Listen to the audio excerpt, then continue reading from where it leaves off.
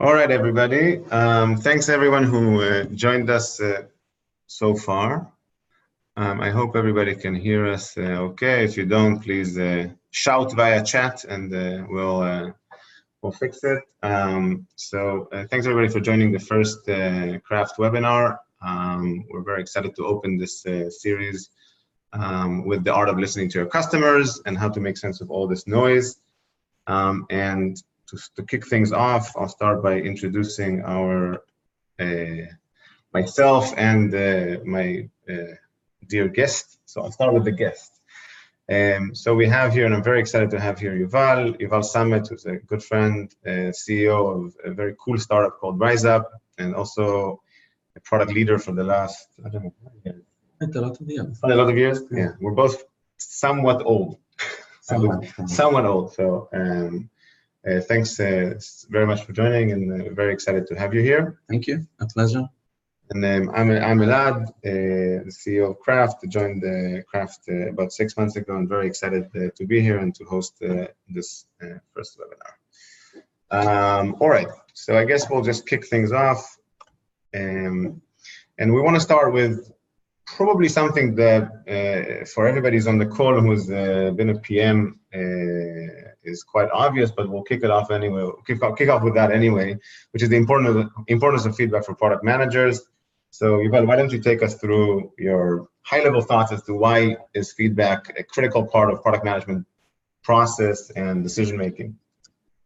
Great. So, if you think about the role of the product manager, you always try to have the best context about the problem that you are trying to solve as a company and the mission you are trying to accomplish with the product that you create. And the way to know that you're actually on track towards your North and Star is definitely getting feedback from customers. I spend my days as a CEO, and I've spent my days the last 15 years almost, I guess, getting feedback from customers in a way that can be structured into an appealing context in order to help the people on my team to solve a meaningful problem that they find appealing themselves. So the feedback from customers serves a lot of things. It serves my general hypothesis, what customers appreciate, and also it allows me to create an appealing case for my team to be excited solving the problem that we are trying to solve because they have the customers in mind.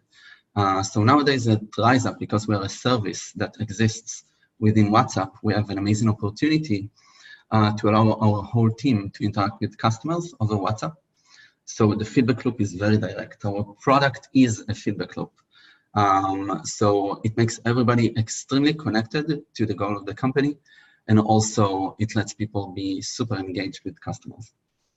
You're saying from your perspective, I mean, one of the core elements is really just like making everybody aligned with basically what the customer needs in order to like connect everything with the North Star. I can say from my experience, I've been much more of a B2B person. I know you've done both B2B and B2C, but from my experience in B2B, feedback is, I would say, almost obvious in the sense that if you don't listen to customers, at some point, if you're a product manager, somebody's going to shout loud enough and make you listen in a way, right? So it's like you can't ignore voices coming from the sales teams or support teams when it comes to feedback, because eventually they are a part of the process of defining the product roadmap and where the company is going. You obviously need to find this the balance between that and what you want to build or what you think will be the next best feature. But it's very critical to take that into consideration. And needless to say, in Craft, we do that on a day-to-day basis. We also have our own way of collecting feedback from customers, which I'll touch upon a bit later, but definitely a critical part of our product management and product roadmap. Absolutely. Maybe just another comment before we move on. In the B2B context, it happens quite frequently that product managers do not get the feedback from the horse's mouth, directly from the customers, because the relationship is the most meaningful asset of a company in a B2B context. So many times, sales people that are responsible for the relationship do not want the product managers to talk directly to the customers. And this is definitely a culture that we don't want to have, and this is why it is so important to meet customers and understand the feedback directly via direct conversation or other methods that we will touch upon in a moment. It's the accountability of the product manager to be out there and understand the feedback from the customers. Absolutely, couldn't agree more with you. Obviously, it creates a lot of complexity because product managers tend to be quite busy people, and then you're gonna need to balance between that. But we'll talk a little bit about how you do that, and maybe at scale, and we can talk a little bit, dive into that a little bit. So hopefully by now, and if not before joining, you all agree that product managers should be obsessed with the feedback collection from customers.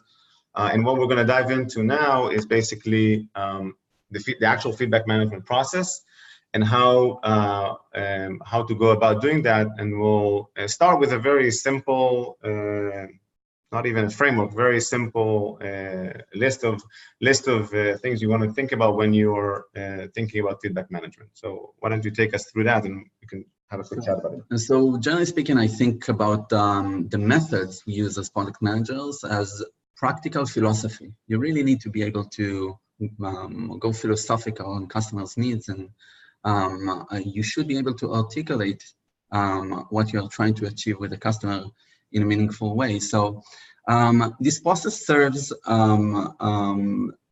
the fact that we would like to create evidence on a hypothesis we have for value that we would like to create for our customers. So let's say that we have a hypothesis that the customer would like to use a certain feature or a certain product. And I will use an example for my Klarna days, actually a product that failed. We wanted to build a new back office product, a new back office system for our customers that already used a back office of Klarna for many years.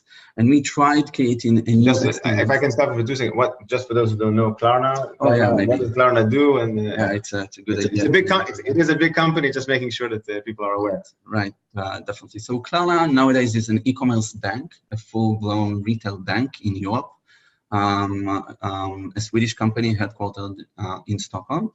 Klarna invented the concept of buy now, pay later. Basically, let people buy stuff online. Like if I want to get an iPad, I get the iPad in a very smooth buying experience, and I will pay later on in a flexible model in 10 days or in a couple of months, whatever fits me. So Klarna has many customers nowadays, almost up to 100 million consumers, I think, and around 100,000 merchants that it serves in many different geographies.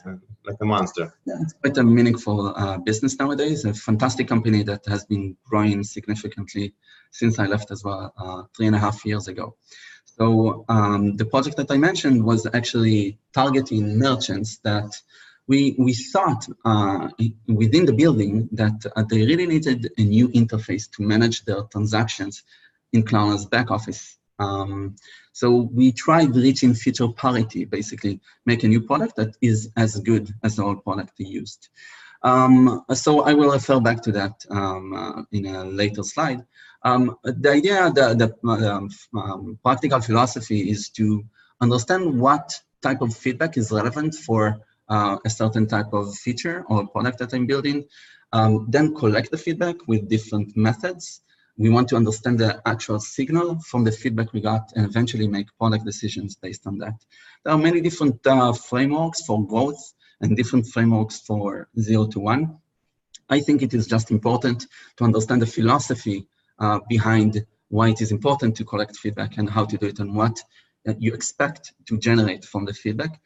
You can find many different methodologies, but this is mainly a philosophical framework that you can use, and make sure that you go through the phases whenever you want to evaluate the new hypothesis that you have. And one thing I would mention, and I said we'll touch upon it a bit later, but one thing that I've noticed is feedback collection has to be, and this is where you talk about capture signals, which is like this point 3 on the slide.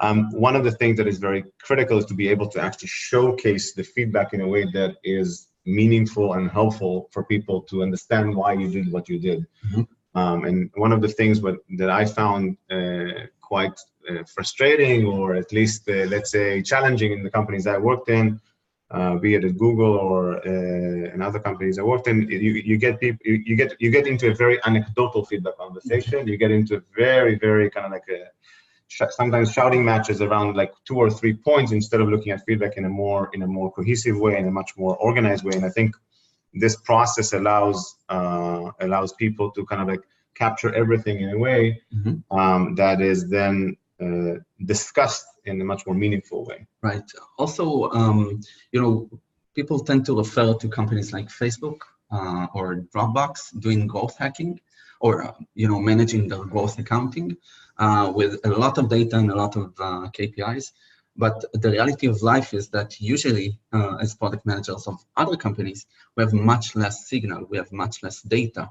So we need to be much more proficient in different methodologies to create the signal and build the feedback, because we don't have billions of customers that can use every feature that we release. So especially in the B2B context, you need to be very proficient in building the feedback and the signal.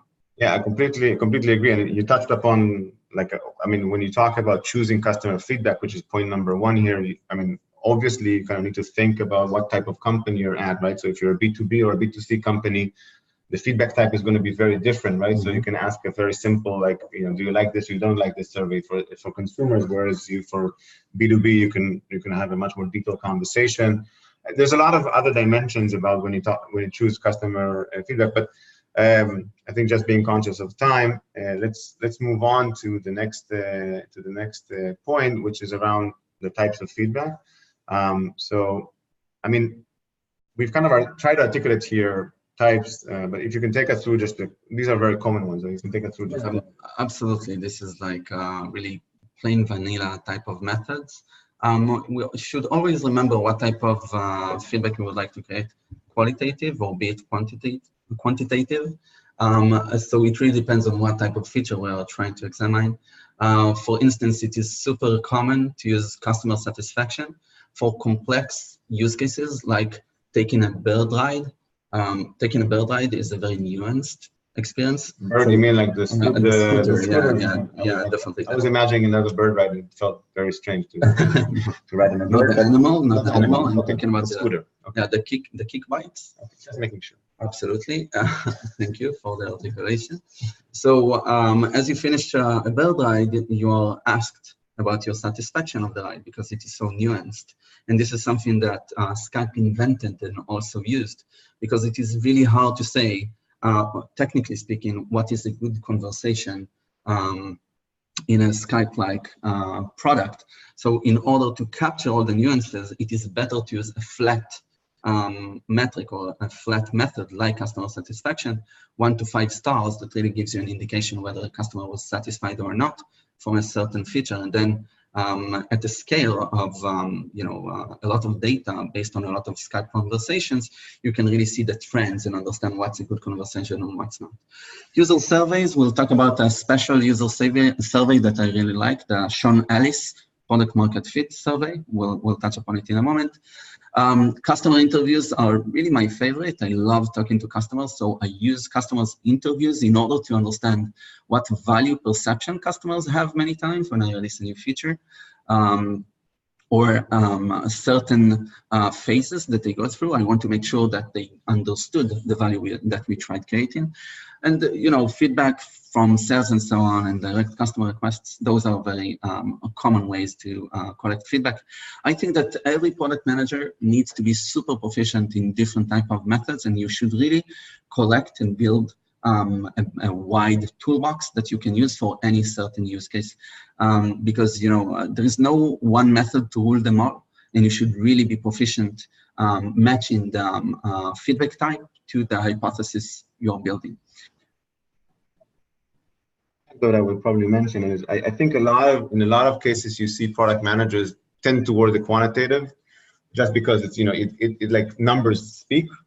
But what I found, and this is a little bit about the influencing. Again, I come from in my past from relatively large companies. One of the things that you see is eventually qualitative feedback is very powerful in terms of the story and the anecdote. So eventually, even if you show very, very convincing numbers, from a quantitative perspective, having 1, 2, 3 examples from like real qualitative interviews, depth interviews, and you give those anecdotes in a conversation, these are very powerful for convincing stakeholders and for convincing yourself, first of all, and then for convincing stakeholders. It's amazing how sometimes people forget that the storytelling part of feedback is as important as the numbers. And I think, to your point earlier, you mentioned Facebook and like companies like that just do everything just by testing it on millions of users, and they probably do well in that sense. But in B2B, that doesn't work at all, and even in B2C, most people don't have enough data for that. So it's really, really interesting to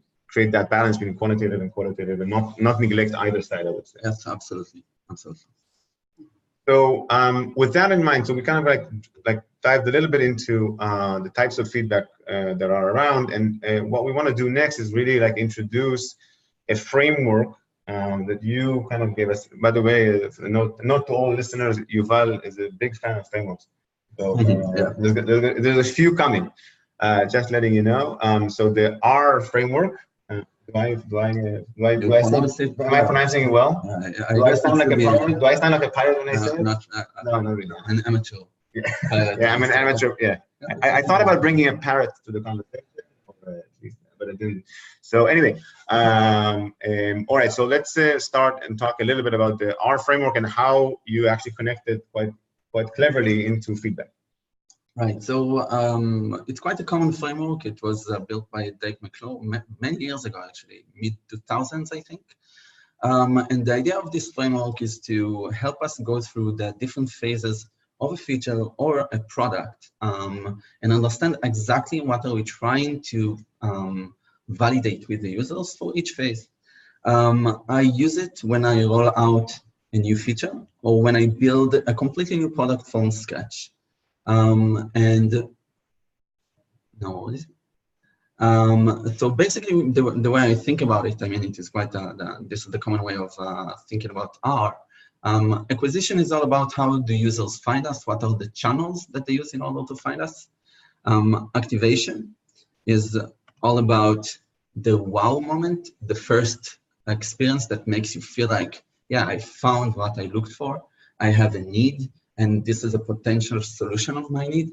I always use Apple products for activation moments. And if you're an owner, a proud owner of AirPods, when you open the AirPods the first time and they connected frictionlessly to your iPhone, that was an activation moment. You were overwhelmed by the simplicity and ease of use and the quality of, the click of the box. It is just absolutely. By the way, we got $1 billion for doing this in like product promotion of Apple, right? So yeah, we're gonna it's amazing. By the way, we cannot retire. Yeah, exactly. My favorite wow moment is actually Google Photos, which as soon as you open Google Photos and you do for the first time you do a search of your kid, and you see the pictures from when they were a baby, just by sobbing, I mean, no, in the right place. It is eventually a very big wow moment. Absolutely, and it brings you back. I mean, this is how you build for attention. Everybody knows attention nowadays, I feel. You want to make sure that your customers return. Then referral is all about, do they trust the product enough? Do they trust the feature to be kind enough to tell about it to their friends and bring them to the service as well? And eventually revenue. So this model was built originally for B2C, but I use it in the B2B context as well. I think about it as a trust-based model. As you go into the bottom of the funnel, you build more and more trust and you provide more and more value for your customers. So they will definitely recommend and they will definitely be willing to pay. This is why, when I'm told by B2B companies that, they'll get paid many times, the purchase order is done when the customer is acquired, I look at different type of revenue. The revenue that is built on, the type of revenue that is more of upsell based on the trust that you created with the product and relationship. Perfect sense. Okay, I just want to make sure that everybody is like, so this is a great framework, and I really like it, and it's one that I've used as a head of acquisition a long time ago. But it's normally used for growth, right? So how do you apply that? So let's try to like fast forward a little bit and understand how we use this thing in terms of for feedback, because our whole topic is about feedback. So let's let's move on to the next slide, which I think will give us a glimpse into another dimension, just to make things a little bit more complicated, and then we'll get into the feedback. Yeah, well, we agree that a product manager needs to be a philosopher, so I expect everybody to kind of understand it very easily. Absolutely. So this is something that we added at Riseup. We realized that the R model can also be applied generationally. And when I say generationally, I mean generations of the product or generations of the feature. Because the maturity stage of the feature of the product indicates what type of feedback you want to collect in the acquisition phase. Because let's say that I want to acquire just 5 to 10 customers to use, as I mentioned earlier,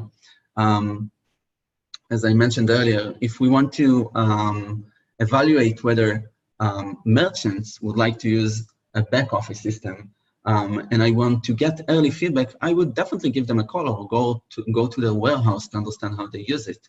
And as the product matures, I will try to apply different methods like automatic surveys and so on in order to understand what is their feedback really.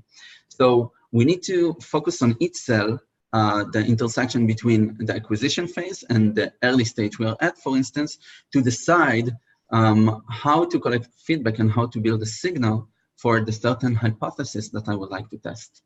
Got it. So basically what you're saying is that for each dimension, each point, each cube here in this matrix, in 2x2 matrix, one is a maturity stage and one is the R stages.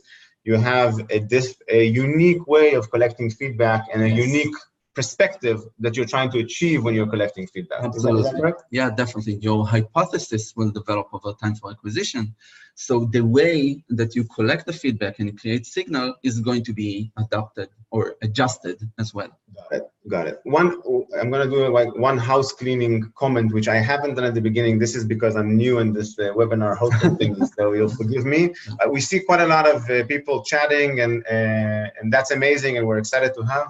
But we're going to leave about 10 minutes towards the end for the Q&A. So I think if the gods of Zoom work well enough, you have a Q&A button and you can ask questions. So just put all the questions you have in that, or you can, I mean, worst case, you can also do it in the chat, and we'll try to refer to everything towards the end of the presentation. Yep. So let's continue. So we agree that we have a complex model that is actually not that complex. So we need to identify. Product managers are extremely intelligent human beings. We're not. We 2x2 should be building on that for sure. All right. So shall we go to an example? Yeah, definitely. So I think that it makes sense to talk about retention. We talk a lot about retention. So we'll dive into the cube, the retention cubes in the model. So let's talk about retention. So retention is all about activity, right? We want to make sure, as you see the red line in the graph, we want to make sure that activity rates over time do not drop to 0. And our goal with retention is to reduce churn or increase activity rates. So the green graph is basically, or obviously, much better than the red one. So the question is, how do we create the feedback? How do we collect feedback? And how do we create a signal that is meaningful and is going to give us an indication what stuff we need to do in order to make those merchants that I mentioned earlier use the new analytics platform that we built for them. And this is where I use another method, feedback collection method, that was built by Sean Ellis. You can call him the first growth hacker. He used to work for Dropbox and then Eventbrite. So Sean Ellis came up with a brilliant idea on how to segment customers and focus on the segment that you need to take feedback most seriously from. So the idea is to send a survey to a bunch of customers and ask them, how would you feel if you could no longer use the product? Superhuman lately released a fantastic article about it on Medium. So you can definitely look for that, or I think it was actually first round. The idea is to ask this question and then focus on the very disappointed people. The people that are going to be super disappointed if you shut down the service tomorrow. So just to clarify, because it was very confusing for me when I first looked at this. These are not the people who are very disappointed from your product. Absolutely. These are actually the people who are going to be very disappointed if you shut down the product, as in your biggest advocates or your most excited customers, basically. Exactly. So they are the most excited and are going to be truly heartbroken if you shut down the service tomorrow. And the idea is to take them from being excited about the product to become enormously, overwhelmingly in love in the product. So the question is actually how to do it. And this is where I think there is a good segue to talk about the way you collect feedback and ideas. Yeah, I'll get into that in a second. So basically, just to kind of like recap where we are right now, basically we're saying feedback collection requires thinking in different stages. We're talking here about the retention stage, and you're saying the people you want to listen most to when you're thinking how to improve retention or how to reduce churn are the people that are your biggest advocates. That's a segment that you want to ask the question and you want to listen to most carefully when you're thinking about how to prioritize. And you will most probably politely disregard the others. You want to make sure that the very disappointed are going to be even more disappointed if you shut down the service. That's the main idea. Got it. All right. So with that in mind, I mean, so as you mentioned, we want to show a little bit about how we think about feedback collection, and this is a very good segue because this is like really a sweet spot for us in terms of our ideas and feedback portal. So I put a warning here just so people are aware. This is a casual product placement ahead. So to give context, just to connect it to the context that Yuval mentioned earlier, we've developed a product called the Ideas Portal, which basically gives product managers the opportunity to reach out directly to their end customers or internally to teams in the company and basically get feedback directly from customers. So in this case, if it's retention, then you go for existing customers and you'll ask and you'll be able to see the people who have submitted the feedback. And the idea here is really to get ideas or feedback from whoever you want to get from. You get, as part of it, you get all the relevant information inside the idea that can help you think through what you actually want to put in a feature for that. And it also gives you, to your point, you can also segment it. So you can actually mark the users that you can target this one for specific users that you want to target. So in your example earlier, only the people who are very disappointed if your product shuts down, you're going to send this space just for them, and you can get feedback just for them. So you can kind of clear noise from signal, actually, kind of. And you can obviously also segment the ideas many different customers have submitted over time based on the big disappointment or the disappointment scale they presented in the survey. Absolutely. And the way, just to give a bit of how this actually works in a bit more details, basically, this is a space that allows anybody to come in, and then you basically add an idea into the portal. The idea then basically gets labeled in terms of its status, and you can also, as part of, if you're a product manager, you can also manage an internal status here. And one of the things that I think people sometimes forget is the ideas in many cases are quite nascent and they're quite basic, and you kind of need to do a bit of back and forth with customers. So when you open Ideas Portal or any space where you do direct customer interaction, unless you're looking for very quantitative signals, if you're looking for qualitative, you sometimes need to do a bit of a back and forth. That's one of the reasons why we developed this internal process of feedback, where you can basically take an idea and evolve it with an end customer or evolve it with a salesperson, so that you don't just get like, one-liner telling you something that is not very helpful for building a feature, but you can really evolve it up to the point where it's enough metadata or enough knowledge for you as a PM to actually connect it to a feature. And that's exactly kind of like the next step. The next step is really take an idea and connect it to a feature. And once you decide where to connect it to, it basically you go into the space in Craft where you have all your features laid out. And then when you go into a specific feature, you'll be able to see within the feature the ideas. So you can see here, this is the idea that you saw earlier, and now it's connected as basically as useful metadata to a feature that you're working on. So like the whole process is basically kind of like starting from going out to the customer and asking for feedback, evolving that with them, and then connecting it to relevant features or creating new features if you need to, creating new features in the product, and then eventually that's metadata that helps you build features. That's kind of like in a nutshell how we do idea management in Craft. Then I guess if you address the ideas that came from the very disappointed customers of yours, you will make them more and more engaged with the product. Yeah, absolutely. And you can add like labels. Basically, you can say like these ideas come from this type of customer, so you can really kind of like segment it accordingly. All right, I think that's kind of it. I'll probably be useful to do like a quick recap of everything we learned or we went through today, and then like give a few minutes just for Q&A if that's okay. So just a little bit like a quick recap of everything we discussed. So first of all, as we mentioned, identify which product or feature, what lifestyle stage it's at, and I think we've even added a layer there of saying like, you know, if you can use the R framework and the life stage combined, and then you can really think through this framework to understand what kind of feedback are you looking for and how to ask that. Because when you try to acquire customers, like 50 customers, you are definitely going to act differently and create different feedback and create signal that is very different than what you are going to do as your user base grows and the product matures. Absolutely. Then you need to choose what feedback collection you're going to actually apply, and you can use quantitative, qualitative. We talked about a few, and obviously some are relevant for some types of customers, some are relevant for some types of use cases. So it's really like to think about that as well, and then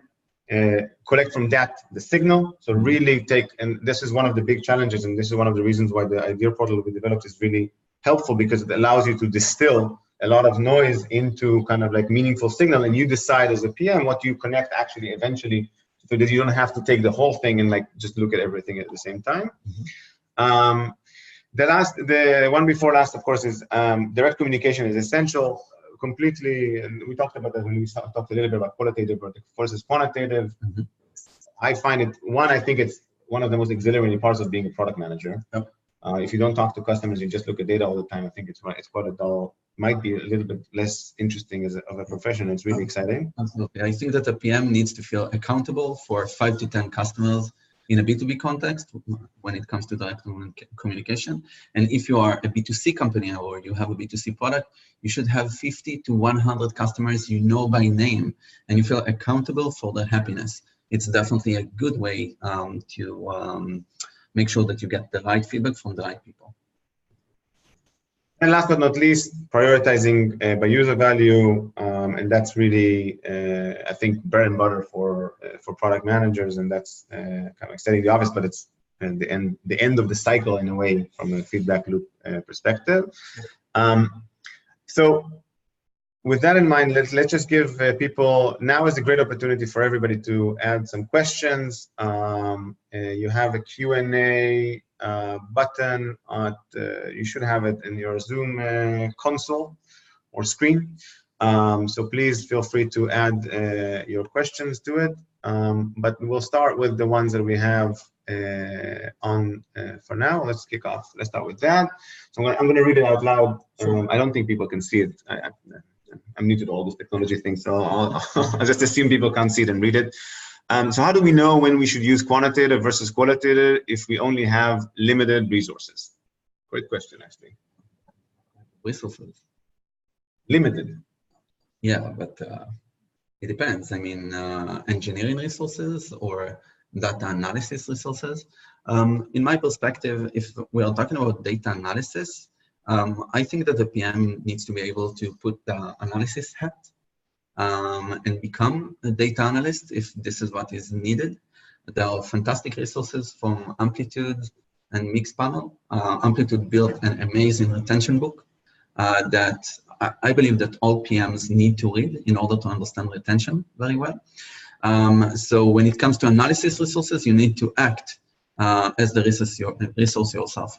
In an implementation perspective, quantitative resources or engineering resources in order to implement a new product are super simple nowadays. You just need to implement a tool like Segment once, and then you can basically just switch on many different tools. At Riseup, we connected Segment, and then we activated 3 different analytics tools in order to collect quantitative data, and we started creating reports on each one of them and then decided which one to use. And also in a qualitative perspective, we do a lot of customer interviews nowadays, at least 5 of them, I think, every week. We just call customers. So it is super important to think lean and mean. I think that there is a way to collect feedback, even if you have limited resources. I mean, this is a thing I would prioritize. Like, how do you know what to develop if you don't get the feedback? So that's the way I'm thinking about it. All right, so I'm going to synthesize your answer in 2 minutes. Sure. Do both. Basically, do both. Find the resources and prioritize it. And prioritize it. Priority. Yeah, makes sense. All right, let's move on to the next question. What about automatic signal from the app, quantitative? I'm talking about JavaScript to track and measure actions, events. Obviously, it's a must. I mean, if you don't do that nowadays, you just fly blind. I'm not sure even how it is possible to do. But in the case that you are in a very early stage of building a product, I can say that Itai, the product manager of our cash flow product, and I used to collect all the events manually into a spreadsheet in order to build a pivot table to understand the actual usage of the product before we implemented an analytics framework. So you need to be committed to that, and you need to make sure that as you build a new feature, you think about the data instrumentation and what events you should create as a part of the definition of the product. Data is not a thing you bolt on the product. It's an integral part of a feature. So nowadays, we don't build a feature without understanding what should we track. This is a very basic thing I believe PMs need to be aware of nowadays. You cannot imagine building a feature without investing in building the user interface properly. The same goes for data, and it becomes cheaper with tools like Segment and Amplitude and so on. Yeah, I think, by the way, that's a great idea, and which I haven't thought about, which, you know, makes me even think it's even greater. It's about actually taking the data by yourself in an Excel spreadsheet, first of all, and like understanding what data you actually want to ask the system. Because I see a lot of people who take like a mixed panel or an amplitude and just throw it in, and then they have basically they create noise. Instead of creating signal, they create noise. They have all the information in the system, but then they have no clue what they're actually looking for in order to take the feedback on it. And again, back to the framework we discussed in the beginning of the webinar, you want to be intentional. What hypothesis you have at hand, and then decide what type of feedback you need to create and what type of signal. So the product hypothesis is always the core when you need to take such decisions. All right, next question. Great webinar. It started with a great webinar, so first of all, thank you. I'm managing our customer voice framework, and I set up ways for us to collect feedback from over 575,000 users, amazing, in many different ways, and analyze it via NPS, CSAT surveys, etc., etc., etc. Have you used any NLP or found a way to create consistency and accuracy when classifying the feedback, such as auto-tagging, to ensure the right feedback goes to the right places? Can I take this one? Yeah, sure. Do you mind? So, I mean, one, you're raising a very common problem, which is basically the challenge of too many signals. So obviously for stuff like in-app, it's very easy to tag it to specific features, etc. But when like you take a mixed panel or amplitude, it's very easy to connect to the right features. But then when people give you qualitative feedback, you do come across with a lot of the issues of like, you know, how do you connect a lot of pieces of text, whether it's from a dedicated portal or from a support center. And one of the things I can mention is like in Craft, we are, let's say, venturing into this space of applying NLP and applying NLP frameworks into this. It's a bit early days for us to kind of, I would say, share it widely, but it is something that we're definitely looking at. It's something that is it is a very big problem, especially in the qualitative feedback space. One thing I would mention, and until let's say until the technology catches up on it, I would say, is that you need to have a very rigorous collection and then connection process of feedback to the features in the product, and then clearing it out. It needs to be, in my head, it needs to be managed like an inbox. So imagine, like, like you have to have a zero inbox mentality to feedback. And if you don't have zero inbox mentality to feedback and you let it, it becomes like a trash can. And then, and I've seen that in many, many customers that come to us, and basically they come over, and eventually, until it gets solved with, let's say, technology, you can always overcome it with process, but you just need to be very, very rigorous about the process, and like really, really apply very, very rigorous zero inbox mentality, so that whenever you get feedback, like let's say within a week from the moment you get feedback, it's already tagged, and is it useful for you? Is it dead? And then it should be in the dead zone. And if it's super useful, then you connect it to features, and then you can just keep this machine going. Totally. All right, so that's that. We had a couple of chats. Let's open the chat. Even though they went from different methodology. Will you share these slides after the call? Yes, we will. Well, we'll basically share the slides as part of the presentation here. There was a question before that. Oh, sorry. Okay. How does acquisition work in B2B products? When customers have to be using my product, but if I want to study a specific feature, how can I be thinking about acquisition? I mean, it's quite easy. I actually think it is easier in the B2B context, generally speaking. So the way I do it usually is with different prototypes. Before I build a feature, I like checking for demand. So let's say that we are back to this use case or the story of this analytics dashboard for merchants, and I want to know if there is demand for a new type of a report. I will most probably build like a mock-up, not a mock-up, but a 404 test, a button that just lets people press on and then give them an error, a delightful error message that we are currently working on this feature. Yeah. So I just want to check demand.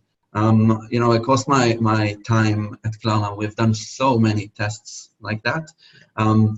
Nowadays in Riseup, we run demand tests in order to understand the right pricing. So even before we are launching the subscription model we are going to have soon, we started a few campaigns and just tested what are people willing to pay.